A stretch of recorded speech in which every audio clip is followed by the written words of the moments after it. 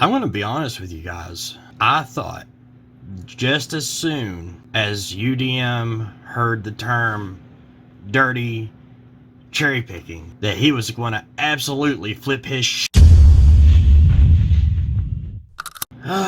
So today, ladies and gentlemen, we're just chilling. We're going to sit back. We're going to relax. There's two reasons I'm doing this video. The first being to compliment UDM. I thought there would be at least one objection. At least, which, you know, there kind of was. But it was near the end, well, halfway through the video when he starts taking phone calls. Some of the things some of the people said during those phone calls is I got a response to that. Just to give a brief history between me and UDM, I remember signing up for GRUBHUB. So I remember typing in GRUBHUB on YouTube for the first time, and UDM was one of the first 3 gig tubers I laid eyes on. But UDM was definitely right there, and back then UDM was a full-on Premier driver, and that's how I got acquainted with UDM. And behind the scenes, I guess you could say me and him has had several debates, because he quit being a Premier driver and went on to be a cherry picker, and he coined the term advanced cherry picking.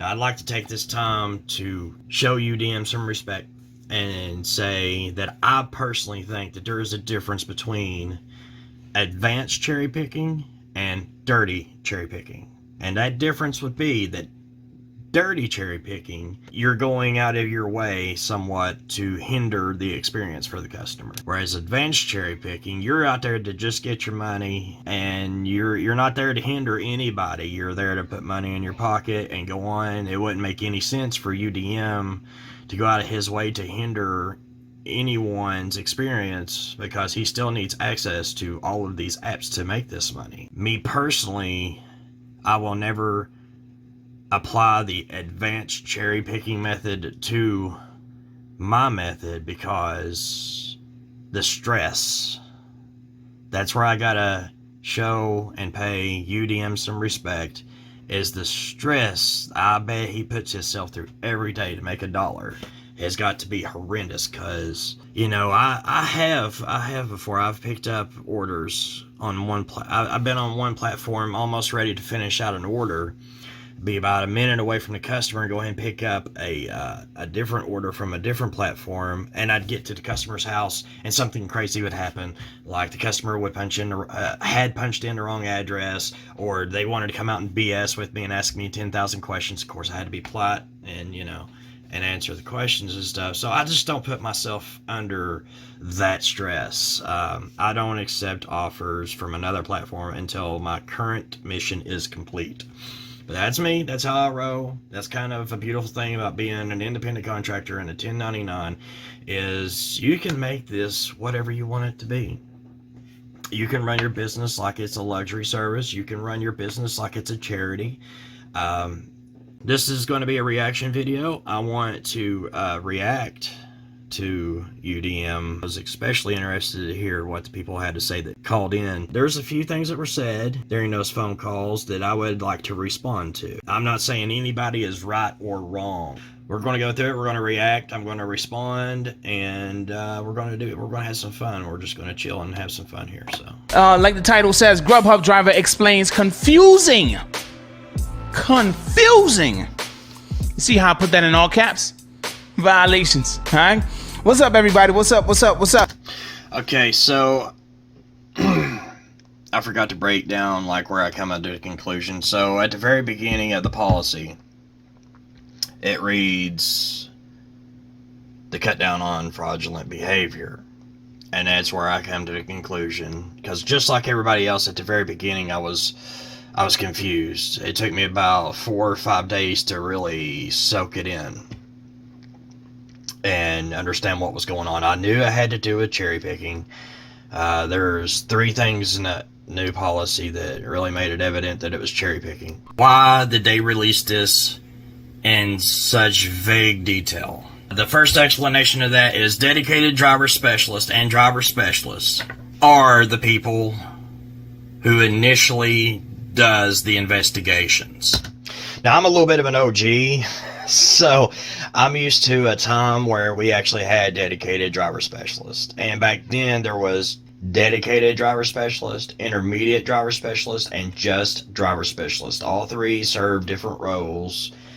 Intermediate, like if a driver specialist quit or got transferred to a different region, an intermediate driver specialist would step in, kind of like a substitute teacher, if you will. And then there was just driver specialist. I'm not sure what role they played. I think the way it rose is, back in 2018, this is when we're talking here, is the dispatcher. There's a guy sitting behind a computer looking over the entire region and can see what orders are going to what drivers are signing on, what drivers are signing off, and everything. Well, when that dispatcher sees something that looks fishy or looks off, he then reports it to your dedicated driver specialist, which we don't technically have anymore. And I'm assuming that if they can't figure it out, they hand it off to driver specialist. And I'm sure there is actually an investigative team. There about have to be at GRUBHUB for the legal framework of things. So that's what I meant by dedicated driver specialist and driver specialist. GRUBHUB is consolidating. They're basically setting up an algorithm to do the investigating for the driver specialists, so they can cut back even more on the amount of driver specialists they have. And I'd also like to add there that I think starting out this is going to be done manually. When I got hit with my going over on my place and pay, the place and pay actually happened on a Thursday, but I didn't get suspended till Sunday. And I'm not even 100% certain that was the one that I got hit with. I never did receive an email. I just got suspended. Toda replied to the email with clarification whether I did or did not do it. 2 weeks out, it got investigated, and I woke up one day and I received a notification on my phone that I can make a schedule if I so choose, and that was that. I don't really know what happened in that situation. I'm just guessing. It's very vague, and we questioned why is it so vague, right? And I'm like, liabilities, right? But after the fact, all right? It's one of those weird situations. I don't blame anybody for not knowing that. It's one of those weird situations that you can't see the signs. But when someone points out the signs to you, you can't unsee them. And there's a lot of naysayers out there that has told me that I'm dumb as hell, and I don't know what I'm talking about for saying that. But that's cool. I was expecting an overwhelming negative response to this video when I released it, but luckily UDM, I guess he tries to break down what I'm thinking or what I'm saying to better understand it, and he's a very rational thinker, and that's why when he reached out to me and says, hey, I want to do a video on this, do you care? I was like, oh hell yeah. I wanted to make sure GRUBHUB would see it. It was really important to me that GRUBHUB themselves would see it, and now that UDM picked up the video, I'm willing to go to a casino and place a huge bet that they've seen it. So thank you for that, UDM. This is not an attack on GRUBHUB drivers. That statement alone set so many drivers off. It absolutely is an attack on GRUBHUB drivers. If GRUBHUB were to launch an attack on their drivers, it would not benefit them at all, and you would know about it. GRUBHUB, at least you hear about drivers getting reactivated after they've been deactivated on. So they got that going for them. This is not an attack. In fact, I'll repeat myself. I think that they determine these violations manually right now, and they're teaching an algorithm. They got an algorithm watching in the background, like, what they're doing. So when they mark a violation, the AI takes note of why they would mark a violation and stuff, and they're training it. That Making an algorithm like that from the ground up does not happen overnight, and I'd say Grubhub spent the last 6 months, if not longer. Matt Maloney was still with the company when they were coming up with this violation process. And you're the type of driver, which this is getting increasingly popular, that likes to pick up no-tip offers and hang on to them for 10 to 20 minutes, and then back out of them just to make the wait for the non-tipper even that much longer. This was handcrafted just for you. I remember the first time I ran into this, I didn't know what in the world was going on. So there was a girl working at a car wash, and it was a day before payday, and she just didn't have much to spare. She ordered something like 3 cheese roll-ups just to put something in her stomach, and she might have threw $1 down on it, for a tip. I accepted it, and immediately she started blowing my phone up. Why can't you bring me my food? All I'm trying to do is eat. I'm like, well, okay, I'm on my way. Chill. I mean, from the point I accepted that to the time I got to the restaurant, she was blowing my phone up. I couldn't even hardly drive. So finally I got the food. I got it in the heat bag, and started heading her way, and I shot her a text, I'm on my way, please calm down. I got there, and she told me, she's like, is your name so-and-so? And she gave me the previous driver's name. I was like, no, I'm Jeremy, I just come from Ironton. And she's like, well, somebody just picked up this order and sat in Walmart's parking lot with it until Grubhub took it away from them. And I'm like, damn, I wonder what's up with that. And then that's when I started hearing hints. I started overhearing drivers telling other drivers that they pick up no-tip offers and keep them until Grubhub takes them away. I'll be one to say that, what are you talking about, cherry picking? What are you talking about? Dirty cherry picking? What are you talking about? That was the response I was initially expecting from UDM. I was like, hey, man, can you find a better word? Because it's called advanced cherry picking. So I just want to clarify, there is a difference between dirty cherry picking and advanced cherry picking. As long as you ain't hindering the customer's experience, I think that's what everybody cares about. I will say that when he started explaining the whole cherry picking thing and like having 2 orders in the car at the same time, I'm like, listen, I'm getting my money, man. I'm getting my money. I don't care what you talking about. But when he went on to say the 20-minute thing, like a non-tipping order, accept it, hold on to it for a while or however long, and then let it go. Cheers. Just to kind of like, I guess, teach a lesson to the customer that did not tip. And it does not teach a lesson to the customer who did not tip. It does not. The reason it don't is because these companies side with the customer. They issue refunds.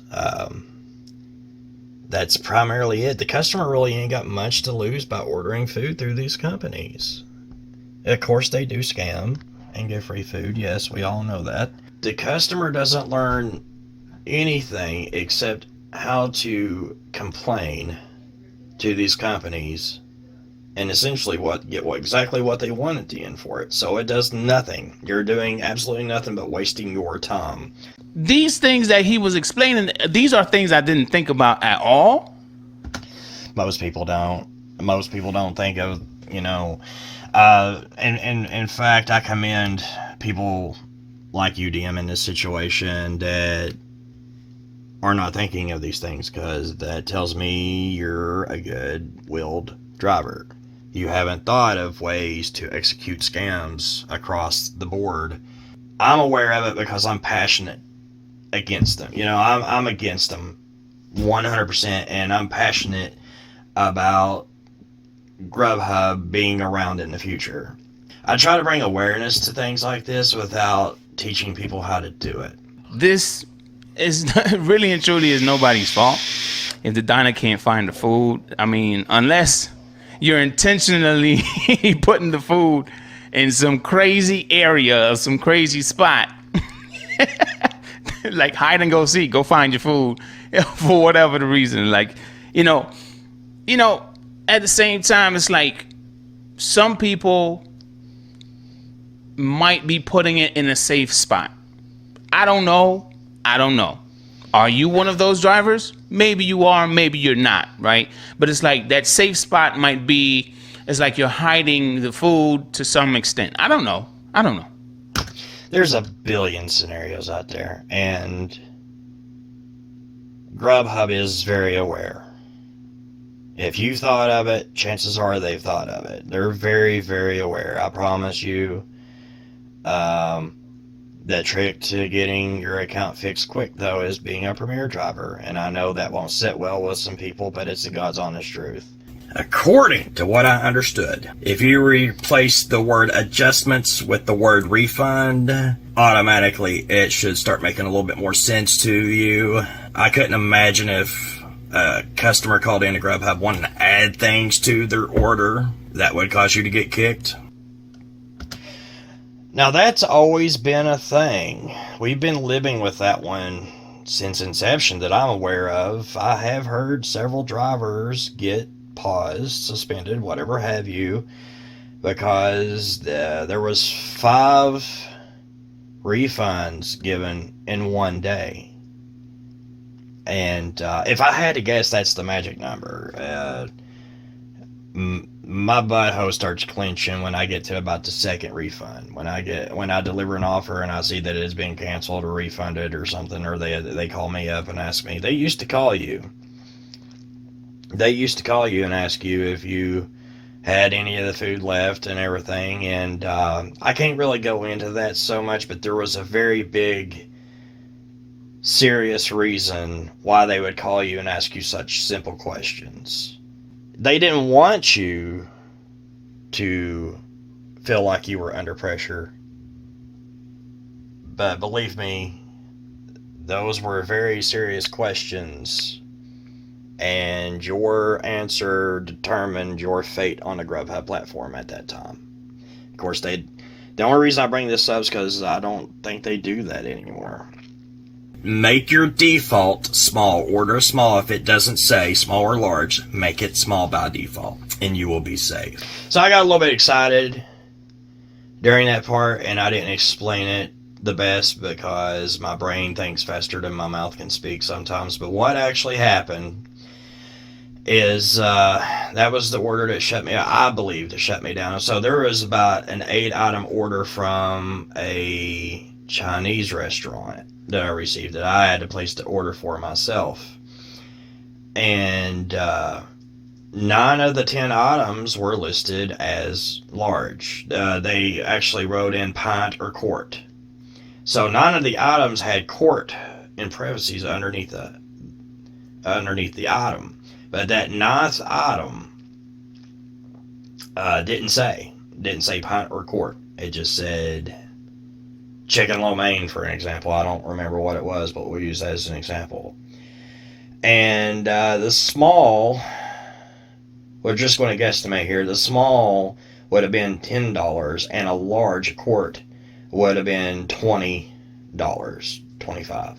Large was definitely family size. It was, So it was dinner time. It was like 7 o'clock at night. Everything else on that order was quart. And they asked me whether I wanted that one item small or large. And when I went large, it threw me roughly $10, maybe $20 over. Everybody's screaming, well, why don't GRUBHUB show us a subtotal like DoorDash, Uber Eats does? And the reason I don't think that GRUBHUB shows us any statistic, really, other than our acceptance rate, our on-time rate, and our drop block rate. They don't want us to abuse the platform, and that's how they prevent it, because they're sat back watching DoorDash. DoorDash shows us everything. We can see how many orders we backed out of, and we know when we're going to get deactivated for backing out of another order. I don't think GRUBHUB wants us to know that information because we would abuse it. They don't want us to see that statistic. So the same thing rolls over to the subtotal. If they showed us the subtotal, what they expected it to be, and the price come up under, so they're showing a subtotal of $25, and the meal was only 20, they don't want us to use that $5 to buy something for ourselves. And I think that's why Grubhub doesn't want to show us the subtotal, because they most certainly have a subtotal in the background to load those cards with. They have to. So that information's there, but I don't think they want to show us any of it, because there are drivers on the road that would absolutely abuse the living hell out of Grubhub if they showed us any statistic other than what they show us now. I hope and I pray that Premier drivers don't have anything to worry about. If you're a Premier driver, I want to say, just do your best. I'm pretty damn sure I'm willing to place a lot of money on the fact that Premier drivers are safe from this. Like I've repeated for the third time now, I think right now they're punching in these violations manually, and it's days after the violation actually takes place. So just because you're testing that line right now, so I know there's already a few drivers out there that's probably like, I want to see what I can get away with. See, I done this and didn't get a violation. Wait about a week, because right now it's definitely getting looked at, and if it looks fishy enough, they'll hit you with one, because it ain't a full-blown algorithm yet. There's really no way. I ain't saying there's no way, but it's very unlikely that they've got that algorithm up and running. They're teaching it, they're training it as we speak. Let's say you did get 3 violations, then it will be investigated, and if you're found innocent, you'll get the thumbs up and the green light, and you'll be back on. The reason I come to that conclusion is because you cannot appeal the violation until you get 3 strikes. So if you get a violation, the only option you have right now is to acknowledge that you got a violation. What for? Supposedly the specific trip and time, so you can try to recall from memory and figure out what you did wrong, what you can improve into the future. But you cannot appeal anything until you got 3 strikes and you're officially shut down. I just hope that they have a fast reaction time. Let's say a Premier driver did wind up in these situations where the driver before them tried to raise 9 kinds of hell on a customer and teach the customer a lesson. You know, that Premier driver is dedicated to keeping Grubhub afloat. So I think, me personally, I think that it would only be fair for Grubhub to have a fast turnaround time about getting that Premier driver back on the road so they can also stay afloat. You know, I think that should go hand in hand. Hey, if you're a Premier driver, you should have express investigation and get you back on the road just as quick. Now, in some situations, populations of 500,000 and over, I know that's going to be hard to do. I do. But yeah, I think that's really imperative and important that Grubhub stays on, especially for the Premier drivers. The reason I don't say cherry pickers, you know, because some cherry pickers are like, well, what about us? You ain't going to run into those situations near as much. You're going to run into those situations 1/10 of the time that Premier drivers. So if you're just a plain Jane, do it right cherry picker, and you're only taking one order at a time, you ain't pushing the envelope, you ain't pushing the line, seeing out everything you get, and you just want to make your money and go home, chances are the orders you pick up obviously are going to have a fat tip, or a nicer tip, $3 tip and above, and those people statistically are just nicer people.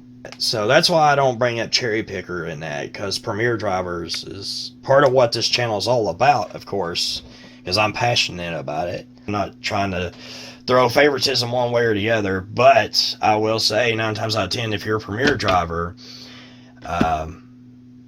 you're just either a really nice person who don't care to do charity work every now and again, which is right here, or you're really passionate about Grubhub and you want to help Grubhub stay afloat and keep recurring business up. Once again, right here. And I don't damn or blame anyone for waking up and saying, hey, I got some bills that need to be paid, and this $150 a day I'm getting from GRUBHUB after 10 hours of work isn't really cutting it right now. I need something a little extra. My problem comes in when it starts being abused, when it starts being obsessive. And so UDM once said, I was trying to explain to UDM one time, and he didn't understand me then, but he understands me now. That every now and again, it don't hurt to show a little appreciation. And I guess I couldn't get him to understand that I wasn't talking about picking up $2 and $3 offers. That's charity. I'm talking about appreciation. See what I'm saying? So, I worded it like every now and again you need to show appreciation. So when I cherry pick, my minimum is $6. But every now and again, if a $4 offer comes through and it's only a mile, baby, why not? Just show a little bit of appreciation. Well, UDM finally figured it out. There was another gig tuber, I'm assuming, that was like, DoorDash, GRUBHUB, or your customer, and every now and again it wouldn't hurt business to run a sale. You go lower than what you would normally go, but not too low. And I'm like, brother, we're on the same page, you and I, right here, fist bump, bro.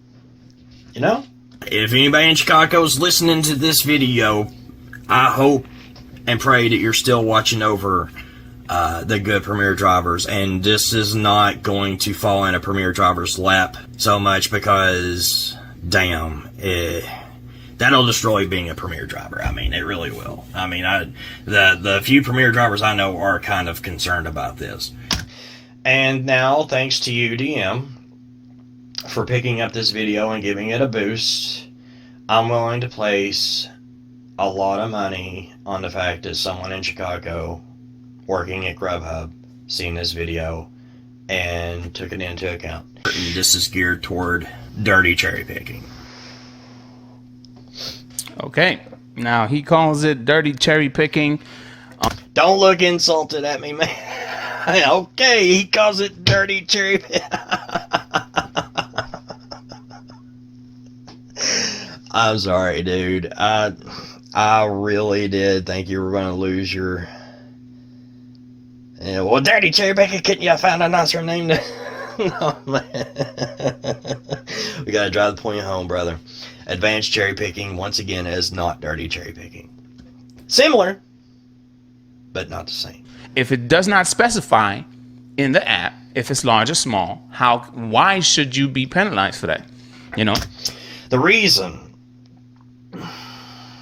GRUBHUB feels the need to penalize us for things that are sometimes out of our control. I was going to actually wait till I think it's Bud Soda calls in later and is like, it still don't make any sense because they're penalizing us for things that are out of our control. Well, if you notice, GRUBHUB has no rating system.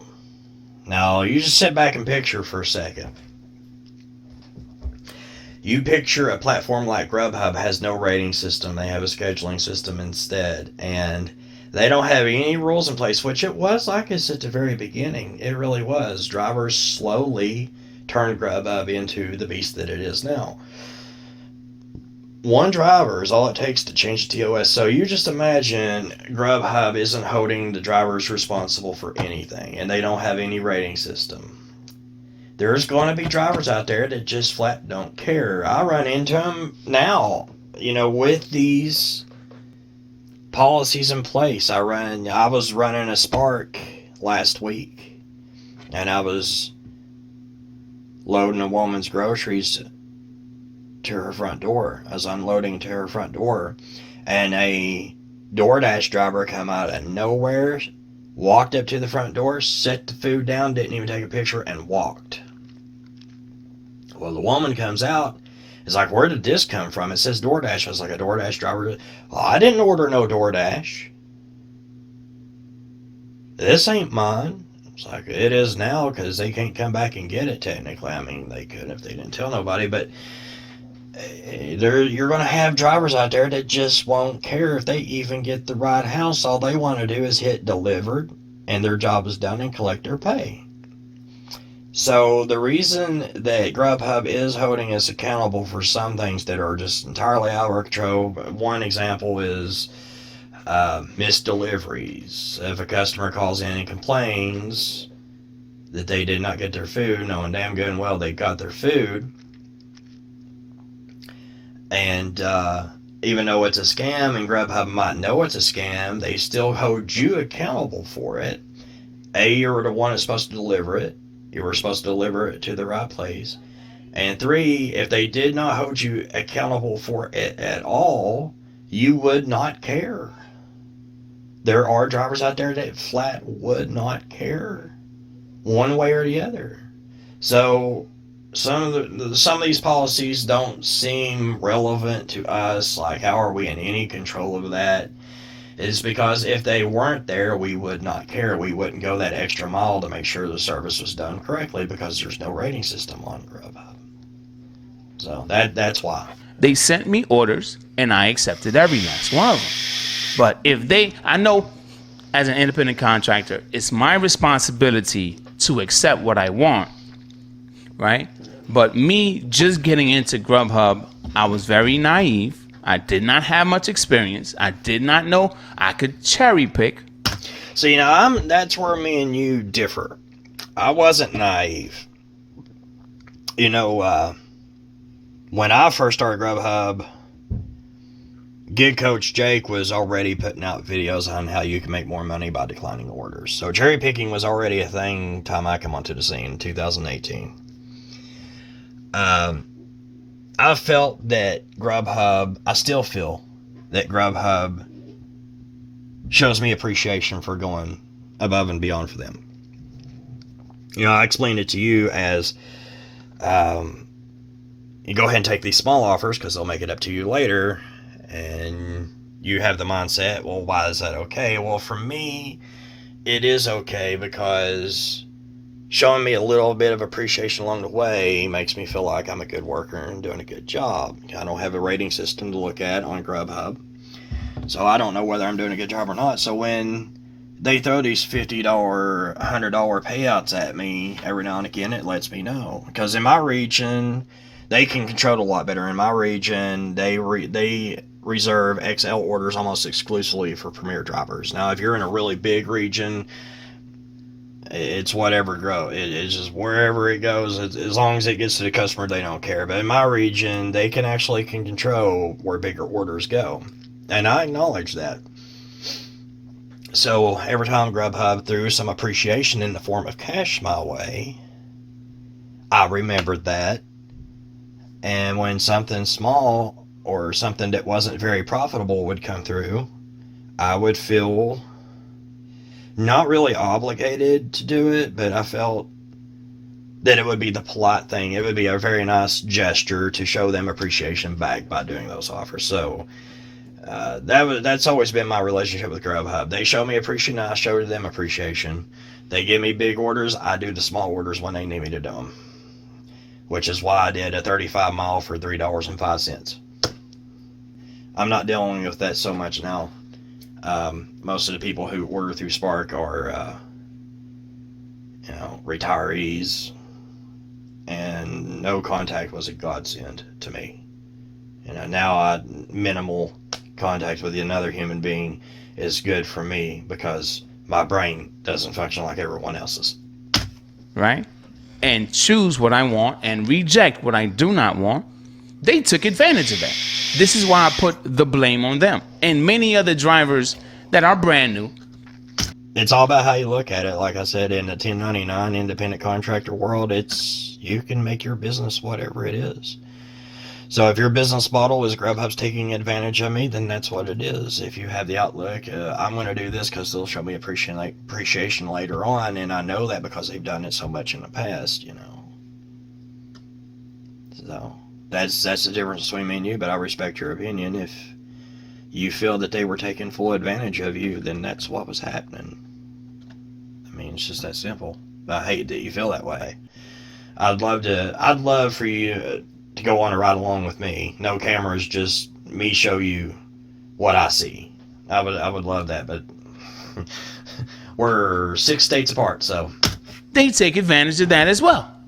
You know, like on with those drivers, like you don't know much, so we're not gonna tell you what to do, what not to do, but we're gonna send it your way anyway, because you just might accept it. Yeah. You know, so they were taking full advantage of that. And when I got wind of, hey, this is not how this works, man, and I was like, wait, well, what am I doing wrong? Cherry picking. Cherry picking is the way that I increase my pay. So I'm not going to accept everything. I'm not going to accept 90%, 95%. No, I'm not going to do that because it will directly affect my pay. There's still orders that come up like $12 for 15 miles. I still take those because that's $12. And, I don't forget about that order I just got. $10 going 1 mile, so I had 9 miles to play with. So the math bounced back and forth in my brain all day. And there's something I didn't like about cherry picking. That's it, is doing the math all day. But I still, they send me an offer that's within reason. I still go ahead and do it. But yeah, I get what you're saying, dude. It means somebody's doing something that they should not be doing, right, and they're trying to prevent that happening. So, right. So, like I mentioned in the video, because I knew I was going to get this thrown at me,